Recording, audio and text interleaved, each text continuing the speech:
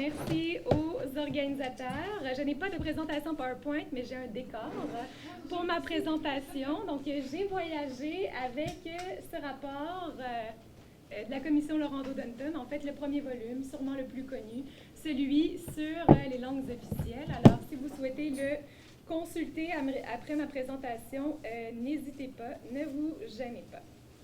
Donc, aujourd'hui, on peut difficilement imaginer l'ampleur de l'entreprise qui était la Commission royale d'enquête sur le bilinguisme et le biculturalisme.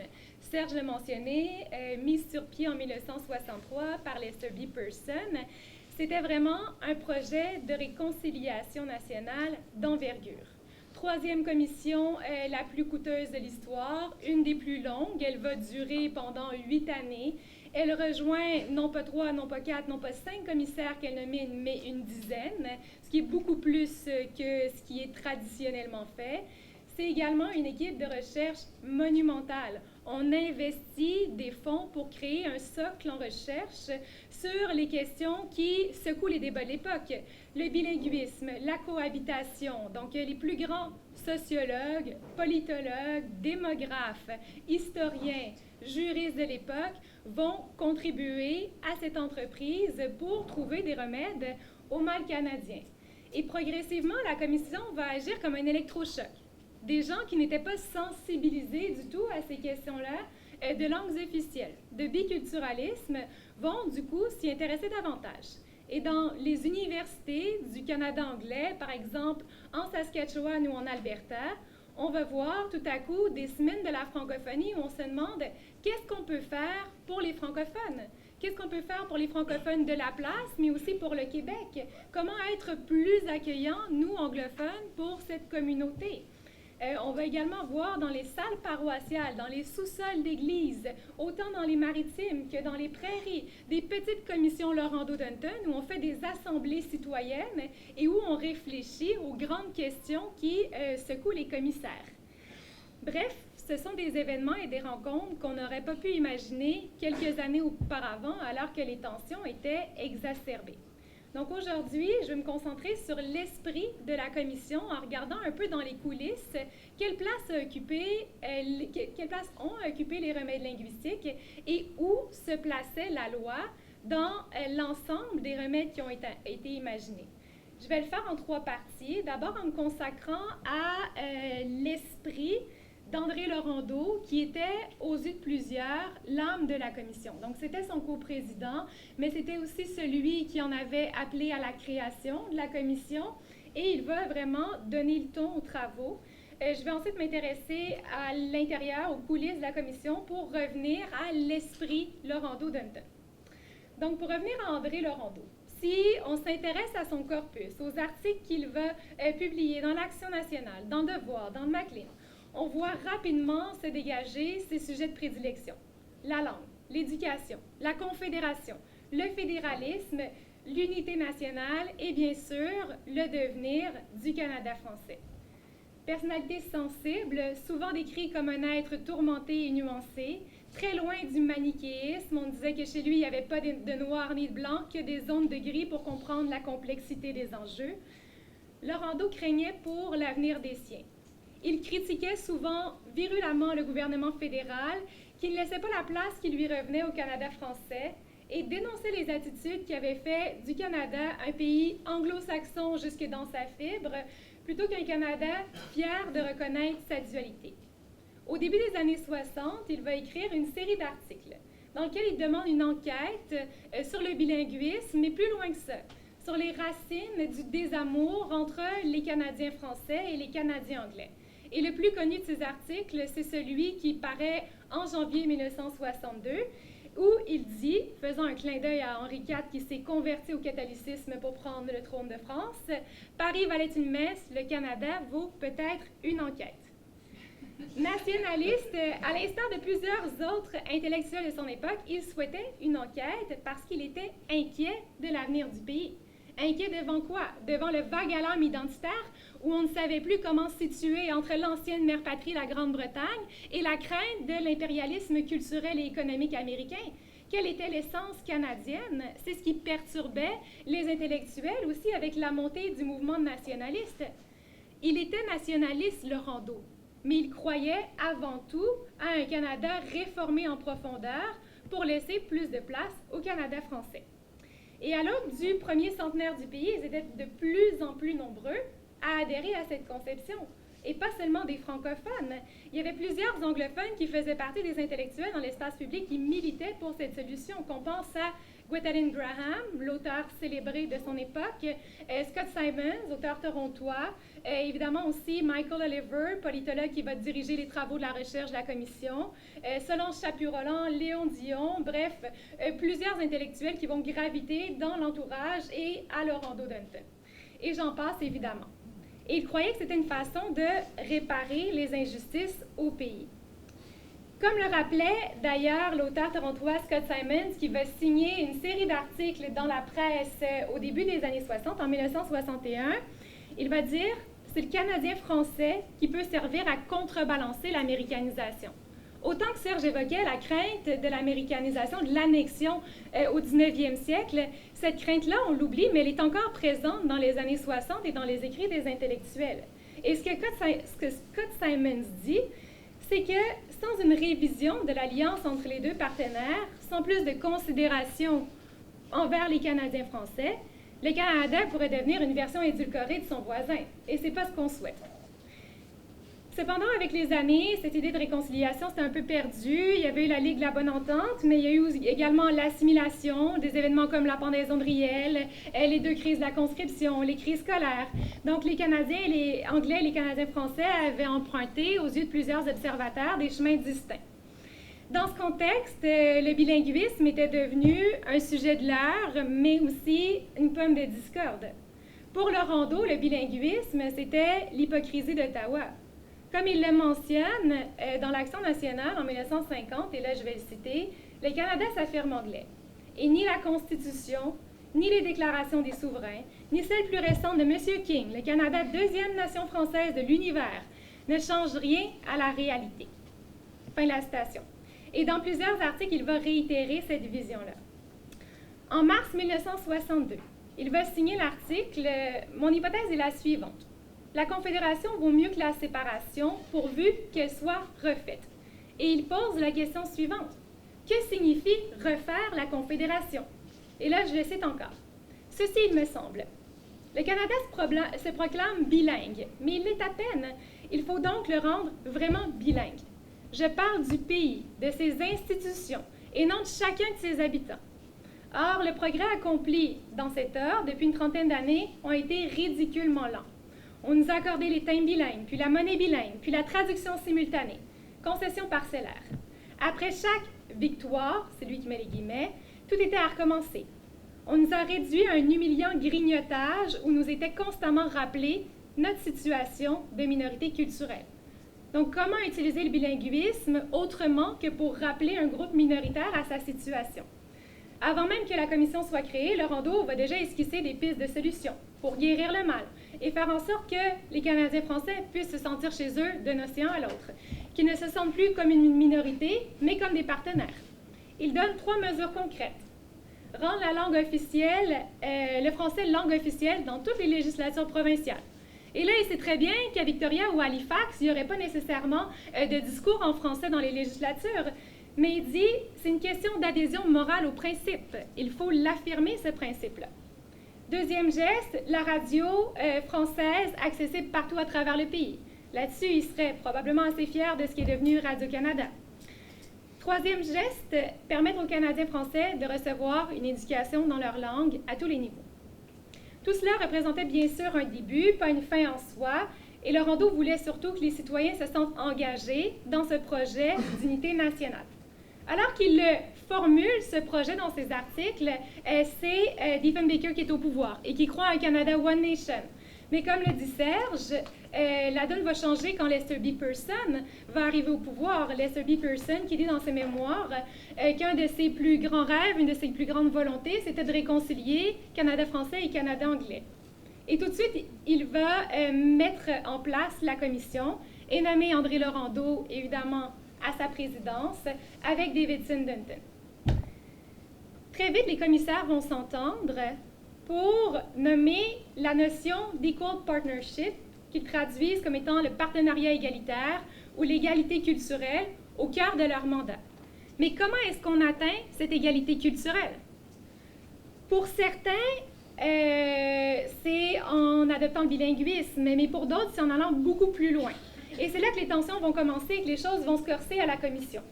Il y a un Frank Scott, juriste anglo-québécois, qui jette un regard positif sur la Constitution et qui estime qu'il serait hasardeux de la retoucher, tant elle a fait ses preuves en matière de protection des minorités, qui côtoie un Paul Lacoste, qui est prêt à déchirer l'acte de l'Amérique du Nord britannique pour le réécrire en entier. Et pour certains, c'est ça, c'est en instaurant ce régime d'égalité linguistique qu'on va atteindre l'égalité. Pour d'autres, c'est en mettant en place une réforme en profondeur du fédéralisme et de l'esprit de la Constitution. Donc, comment est-ce qu'on parvient à s'entendre entre ces groupes? Au départ, il faut le dire, c'est pas du tout ça qui est envisagé. Donc, si vous connaissez le rapport de la commission Laurando-Dunton, on a une approche par problème.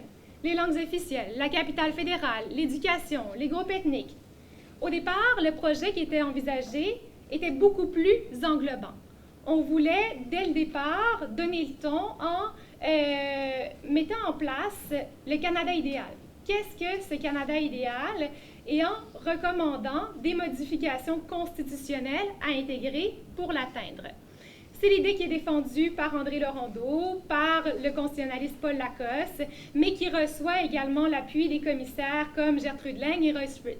Il faut savoir que les lignes de fracture au sein même de la commission Laurando-Dunton ne sont pas entre anglophones et francophones. C'est pas du tout comme ça que les classes découpent.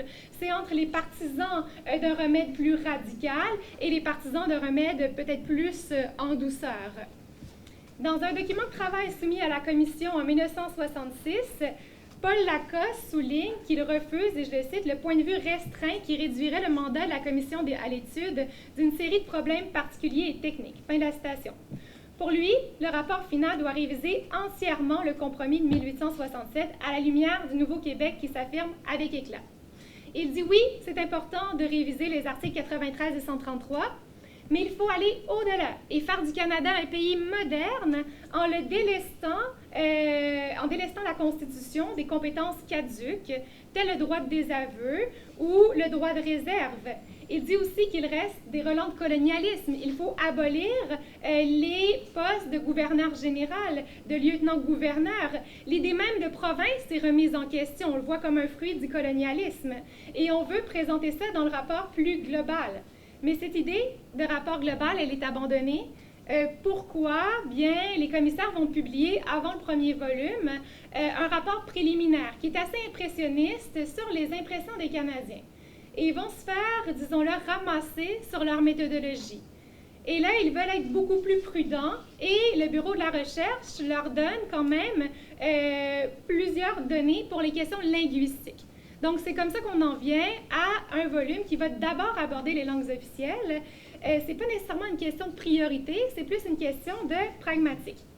Gertrude Lang va dire en réunion qu'elle aime l'idée de nous avancer dans un domaine où nous sommes prêts, celui de la langue. Par contre, il me semble très important que nous insistions sur le fait que si nous nous arrêtons en premier lieu sur l'approfondissement de ce problème, il n'est pas pour autant le plus important pour nous.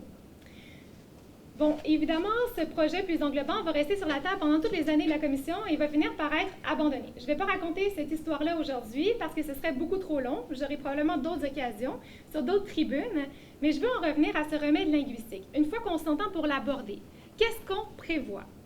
Donc, le premier volume va laisser une place profonde à une réflexion alimentée par des exemples internationaux sur le rôle des États bilingues et les capacités des États bilingues, la nature d'un État bilingue. On nomme deux modèles. D'abord, celui qui accorde des droits spéciaux à ces minorités, mais aussi le second modèle qui place une ou deux langues de manière égale devant la loi.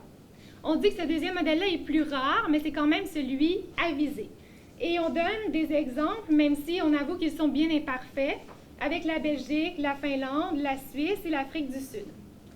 Et on dit que l'objectif d'un État bilingue, c'est, et je cite, « Si un État bilingue préserve l'intégrité de ses groupes linguistiques, les tensions éventuelles sont neutralisées dans la mesure où chacun d'entre eux a le sentiment que sa culture est en sécurité.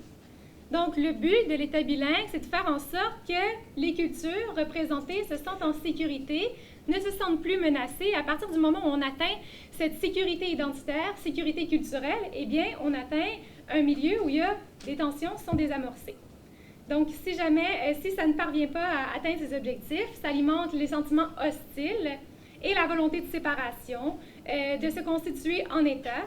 Ça nuit à l'unité nationale et ça donne des raisons de se rebeller. On l'a vu à travers l'histoire. Après, on nomme quelles seraient les attitudes d'une majorité pour assurer la paix linguistique. On s'attend à ce qu'elle accorde aux groupes minoritaires suffisamment, et là je cite, suffisamment d'autodétermination linguistique pour qu'ils puissent préserver la langue. Donc on mise sur l'autonomie aussi des groupes minoritaires pour qu'ils puissent prendre en charge leur destinée. En revanche, il y a aussi des rôles qui reviennent à la minorité. La minorité doit collaborer avec la majorité. Et les deux doivent faire preuve d'ouverture et d'empathie par rapport aux situations de l'autre. Et les minorités sont appelées à ne pas se replier.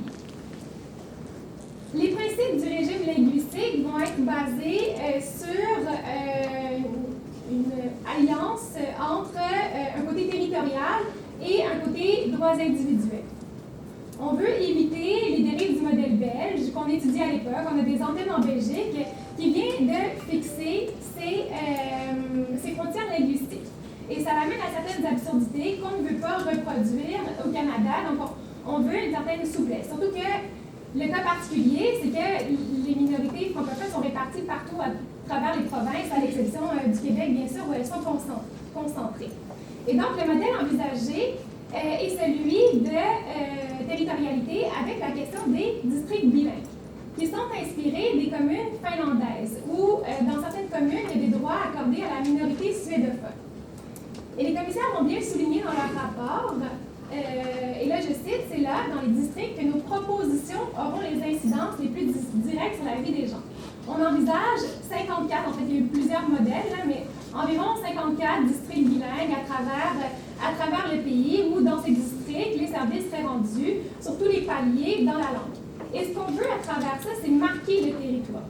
Montrer que la dualité, c'est une réalité qui n'est pas Québec-Canada, mais qui est partout à travers le pays, et rendre visible cette dualité-là au sein même du territoire canadien. Et au cœur des recommandations des commissaires, il y a aussi la nécessité de préserver des zones d'unilinguisme. Et là, quand on amène ce sujet-là à la commission, les tensions éclatent, parce qu'on dit, mais comment une commission sur le bilinguisme peut défendre l'unilinguisme? Et c'est là que William Mackay, un linguiste anglophone qui travaille à l'Université Laval, va dire bien, il faut comprendre les rapports de force entre les langues. Et si on veut qu'une langue qui a un peu moins de chance dans la société parvienne à s'en sortir, si on veut atteindre l'égalité réelle, eh bien, il faut l'encadrer, il faut lui donner des zones où elle est vraiment vivante. Et donc, on va recommander, par exemple, que les unités de travail au Québec soient francophones. Donc, unilingue francophone. Donc, ça crée un peu des mots de tête à quelqu'un comme Frank Scott, mais il parvient à se ranger à l'argument scientifique. Bon, la déconstruction des districts bilingues a déjà été bien documentée par Daniel Bourgeois. Toutefois, il s'avère intéressant de noter que la loi recommandée dans le premier livre n'occupe pas tout l'espace, en fait. Il y a plusieurs choses qui viennent avant. Et le livre se conclut d'ailleurs avec cette phrase « Langue et culture française vivront dans la mesure où les conditions leur permettront d'être vraiment présentes et créatrices. » Et dans la commission, langue et culture sont toujours liées. Et on parle de culture avec Radio-Canada, avec les arts, mais aussi avec les universités. Avoir des centres d'études sur ces questions-là, bon, depuis le temps, ça a pris beaucoup d'expansion. On a un héritage de Rondeau-Belfort.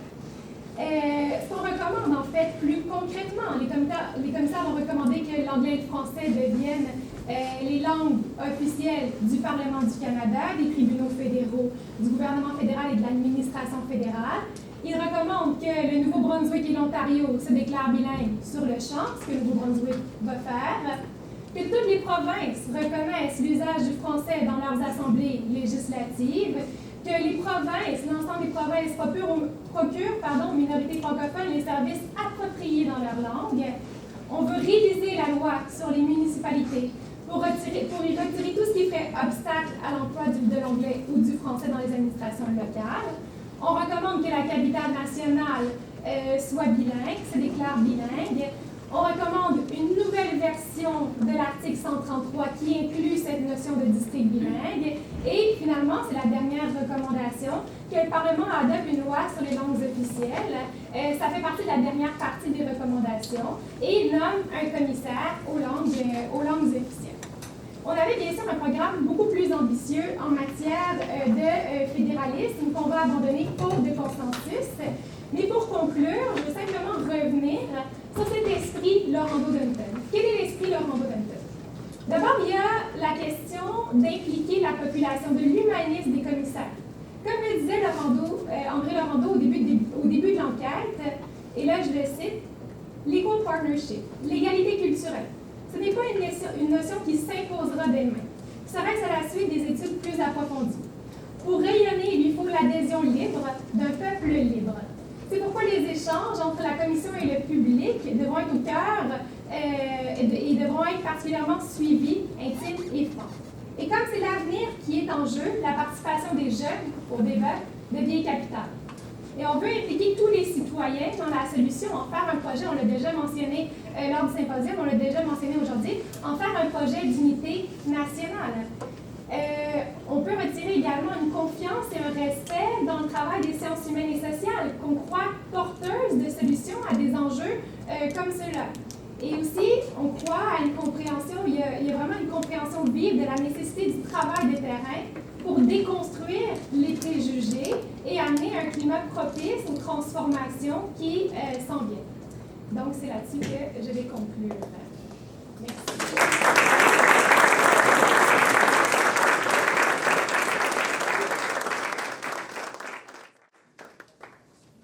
Bonjour, Éric Jenkins, de Patrimoine canadien. Avez-vous donné le goût de vivre, d'avoir connu les années 60? En termes de philosophie... Pardon? C'est pas parfait. C'est pas parfait. Bon, allons-y peut-être. Il y a peut-être une façon de récupérer ça. Si on vous donnait l'occasion d'écrire, vous savez, le journal Le Devoir, une section 2 fois par mois, ça s'appelle Le Devoir de philo. Et on demande donc 2 fois par mois le devoir lance à des passionnés de philosophie et d'histoire des idées le défi de décrypter une question d'actualité à partir de penseurs. Donc c'est pour ça qu'on est devant nous, on aurait Laurando dans le temps, et vous les faites parler. Et ils nous regardent dans le contexte de modernisation de la loi, discuter. On a souvent beaucoup trop peut-être l'impression que la loi, c'est une grosse participation. Même le Québec, d'une certaine façon, des institutions importantes comme la DISC, on apprenait cette semaine, donc la DISC qui travaille beaucoup depuis 40 ans pour la musique francophone. Donc la DISC nous apprenait très candidement cette semaine qu'ils ignoraient que la loi sur les langues officielles concernait le Québec francophone. Donc, bref, ces gens-là s'ils avaient été au symposium des langues officielles les 2 derniers jours, où il y a un cri du cœur de plusieurs de dire qu'il faut ramener la dualité. Il faut interpeller l'ensemble des Canadiens. C'est pour tout le monde la loi, c'est pas seulement pour les communautés minoritaires, anglophones, francophones au Québec. S'ils avaient assisté à ces discussions-là, s'ils étaient là dans le contexte de modernisation de la loi, ils nous diraient quoi pour cette loi-là de 1988? Comment on devrait la moderniser? Est-ce que l'évolution nous amène à parler de la façon dont... Est-ce qu'ils auraient des suggestions particulières? Je vais laisser Valérie ressusciter André Laurando d'abord. Je vais laisser ce qu'elle peut faire par la suite. Beaucoup de questions. Je ne vais pas ressusciter André Laurando. Je ne sais pas non plus qu'il se retourne dans sa tombe. Donc, j'ai l'impression, si on retourne vraiment à l'esprit, que ce qu'il dirait, c'est de consulter, et pas juste consulter, sensibiliser. De faire des grandes assemblées où on pose des questions très générales et on le faisait en profondeur. C'est pour ça que je dis que c'est difficile d'imaginer ça aujourd'hui, où tout va tellement vite, où on est tout le temps sur nos téléphones. À l'époque, on commençait tôt le matin et la question que les commissaires lançaient, vous, Canadiens français et Canadiens anglais, et autres communautés culturelles présentes, comment voulez-vous vivre ensemble? Et à quelles conditions?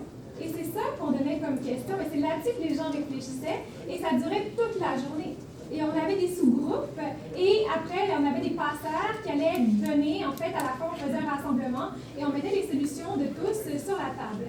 Et les commissaires étaient un peu en retrait, mais ce qu'on voit dans leurs notes, c'est qu'au début de la journée, il y a parfois beaucoup de préjugés, beaucoup d'opinions arrêtées. Mais au fil des discussions avec des groupes qui étaient pluriels, et bien là, on avançait vraiment dans la profondeur de la discussion. Et c'est pour ça que dans ma thèse, dans mon livre, je parle du moment Laurando-Dunton. C'est ce moment-là où, bon, c'était pas partout, je veux dire, on n'allait pas rejoindre les gens dans le fin fond du nord de l'Alberta et faire cela. Donc c'est contraintes, mais on voulait que tout le monde soit présent. Il y avait des fermiers, il y avait des hommes d'affaires, des gens du milieu d'affaires, il y avait des intellectuels, mais pas que. On voulait surtout s'assurer que ce ne soit pas que les universitaires qui participent à ça, même si de loin ça avait l'air d'une commission d'universitaires. Sur le terrain, il y avait quand même plusieurs citoyens qui s'y intéressaient, puis on le voit, si on consulte les journaux à l'époque, même les journaux étudiants, moi j'ai fait beaucoup de recherches dans les journaux étudiants de l'Ouest canadien, et on pourrait penser que les étudiants de l'Ouest canadien des Prairies se fichaient bien des questions du bilinguisme et du biculturalisme, et au contraire, le biculturalisme est omniprésent dans les journaux jusque dans les années 68. Au moment de la mort de Laurent Gault, et là, après ça, le discours va se transformer, mais on se demande comment faire pour accommoder cette dualité culturelle. Donc, il y a peut-être quelque chose là-dedans qui nous dirait. Mais je ne sais pas si ça remplit un devoir de philo. Je vais peut-être essayer de fusionner dans mon être ressuscité, fusionner Lester Pearson et André Laurando, qui regarderait au processus de révision de la loi sur les langues officielles et trouverait ça ennuyant à mort. Parce qu'il dirait c'est très technique. Comment est-ce que ça va changer la vie des Canadiens au jour le jour tangiblement? Où est votre horizon philosophique du vivre ensemble? Il n'y a pas de crise constitutionnelle. Pourquoi la question politique de la réforme ou de l'évolution du fédéralisme est encore un tabou aussi majeur? Pourquoi ne vous permettez-vous pas de poser les questions réelles, profondes, pour imaginer une prochaine vie au fédéralisme, une prochaine vie à la dualité linguistique, au lieu de vous perdre dans des détails techniques? C'est pas moi qui le dis, là. C'est Pearson et Laurando qui diraient ça, je pense. Ouais. Je pense. Vous avez le matériel, je pense, pour un article. C'est une bonne idée. Est-ce qu'il y aurait d'autres questions, commentaires?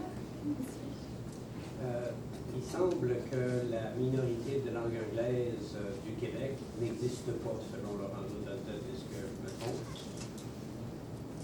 Pas vraiment. Il y a des angles morts dans la commission Laurando Dunton. Il y avait quand même, je veux dire, ils ont envoyé des mémoires, oui. c'est présent. On en a parlé, mais les Anglo-Québécois tendent à être fusionnés avec le corps canadien-anglais. Et je pense que ce serait la différence qu'aujourd'hui, on verrait les Anglo-Québécois, 50 ans plus tard, comme étant une minorité qui a des revendications légitimes envers l'État québécois, ce qui n'était peut-être pas le cas en 1967.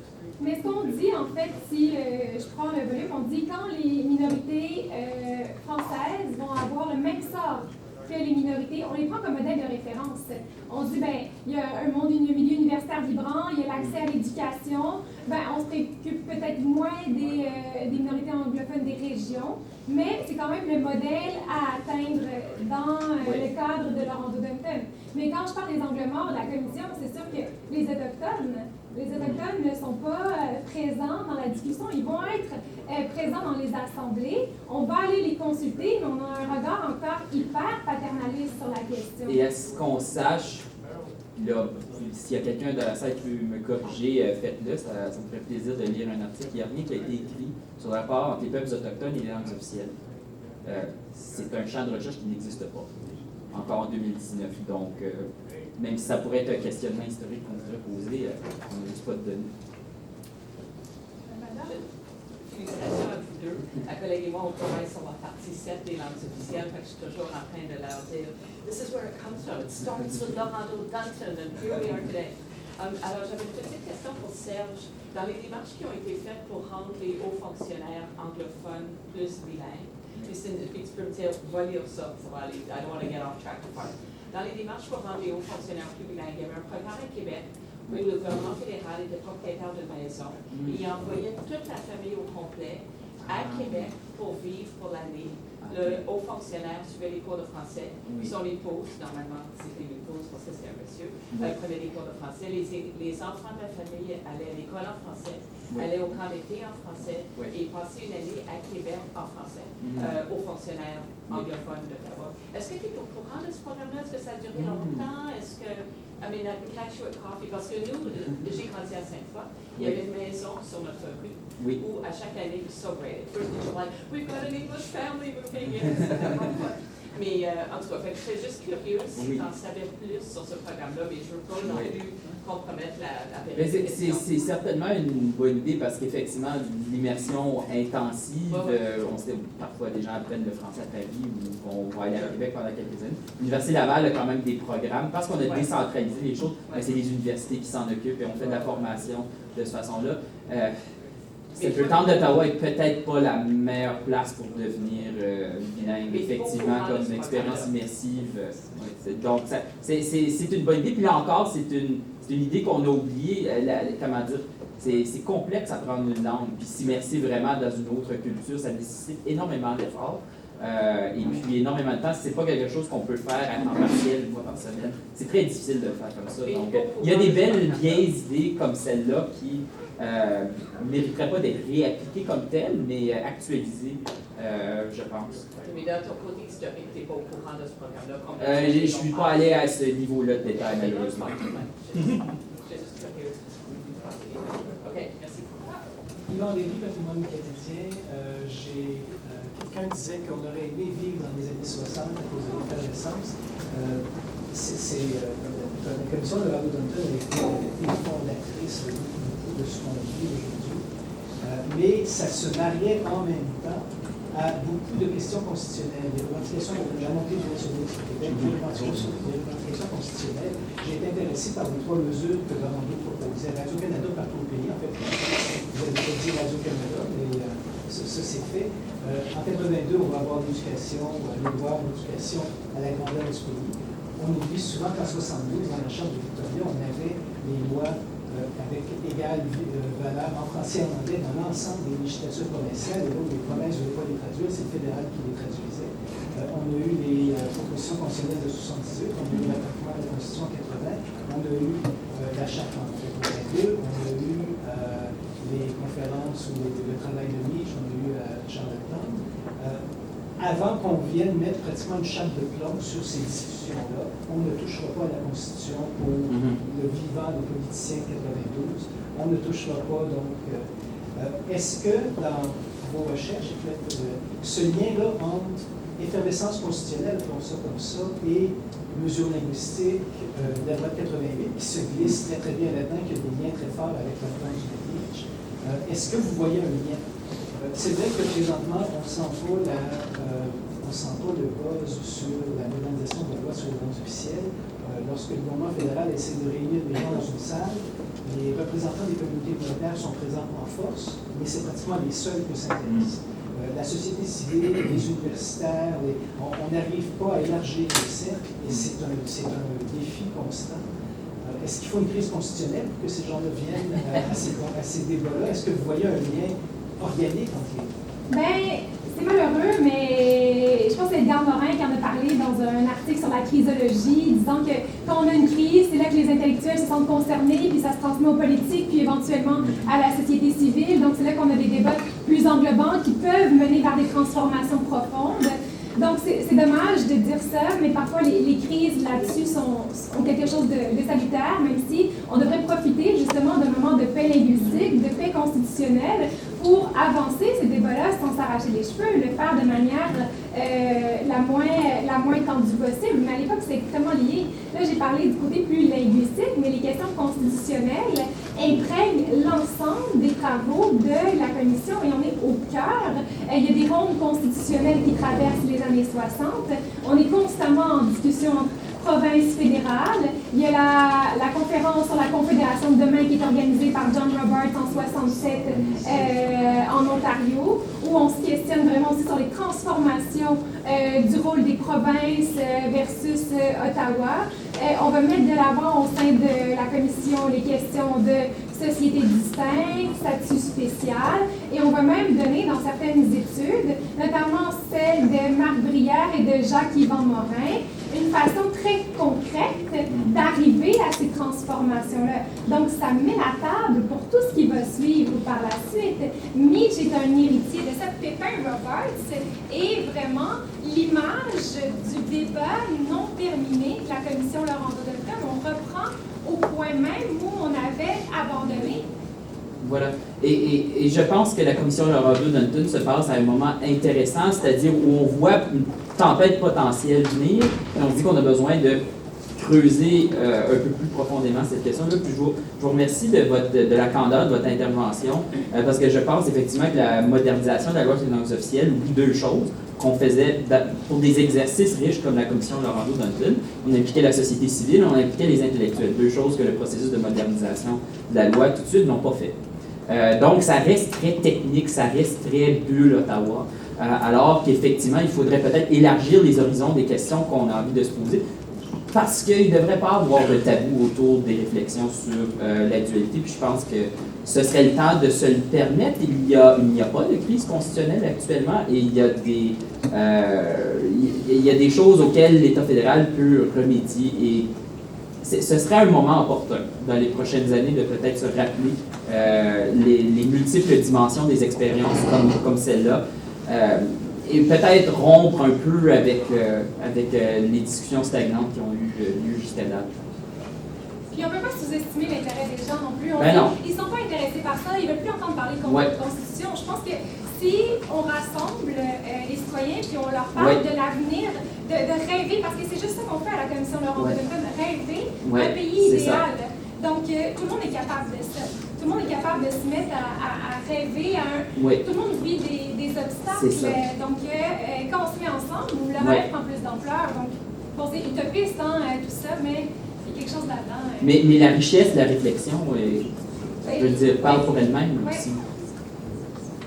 Alors, une dernière question de Rodrigue, et ensuite, nous allons faire 10 minutes. Oui, on va peut-être rattraper le temps sur le lunch parce qu'on a un lunch sur place. C'est sûr, il y a aussi du café, il y a une cafétéria aussi pas loin. On va pouvoir se permettre de rattraper un peu le temps. Vas-y, Rodrigue. OK, dernière question, mais deuxième résurrection. J'ai bien aimé son angle, donc je vais ressusciter à nouveau, je vais essayer. Puis, mais j'aimerais te focaliser sur, parce que Valérie, tu as commencé ton exposé en disant que c'était un projet de réconciliation nationale.